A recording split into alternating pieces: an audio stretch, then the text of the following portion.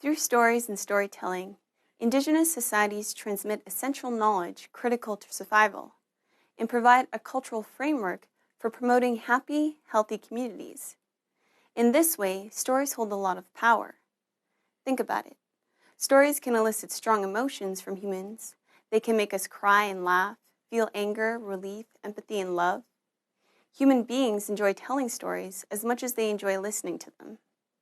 Wherever and whenever people meet and gather, you can bet there are stories being told. Outsiders tend to see these stories as legends, fiction, folklore, myths, or fairy tales. For indigenous people, these stories function in essential and thoughtful ways. They work to instruct and educate on how to behave properly. They can also act as guides for how to live and engage with the world. Each nation has a creation story and its own distinct oral tradition. There are 4 general components of storytelling for indigenous people. First, stories connect the past to the present and to future generations. There are many versions of the Wissahickijak creation story, but the meaning remains the same as it is told from great-grandmothers to their great-grandchildren. Stories are gifts to be shared and handed down generation to generation.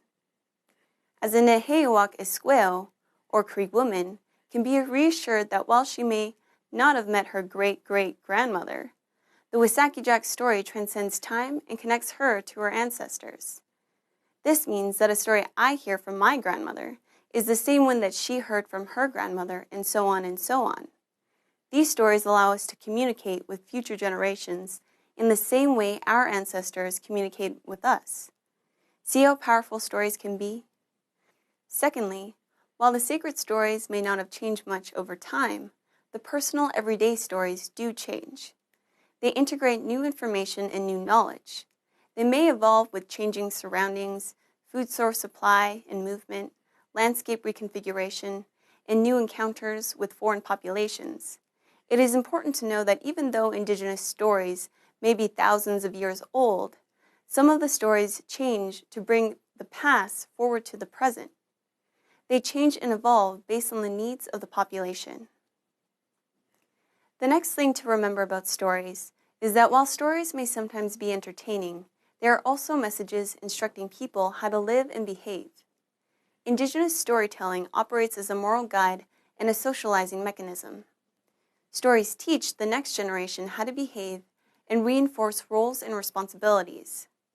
We find many examples of this in the story of Wissahickijak. Muskrat's heroic action of diving for Earth demonstrates a lesson of perseverance and courage, while Wissahickijac's laziness in keeping a peaceful community shows the consequences of being irresponsible. Finally, storytelling is a way to transmit the history of the land and cultural knowledge to the next generation. Many creation stories include specific geographical boundaries, such as rivers, lakes, and mountains, to define the territorial lines. For example, in the previous narrative, Neheyawak described how Wissahickijak made the land come to be. In some Wissahickijak creation stories, features of the landscape to describe the traditional territories of the Neheyawak are included. The natural surroundings of the land become the history book. We said that stories have power and they embody complex worldviews associated with a particular indigenous culture. For instance, Neheyawak or Cree storytellers will only tell you the Wissahickijak stories in the wintertime. Their worldview and belief systems are illustrated by this fact.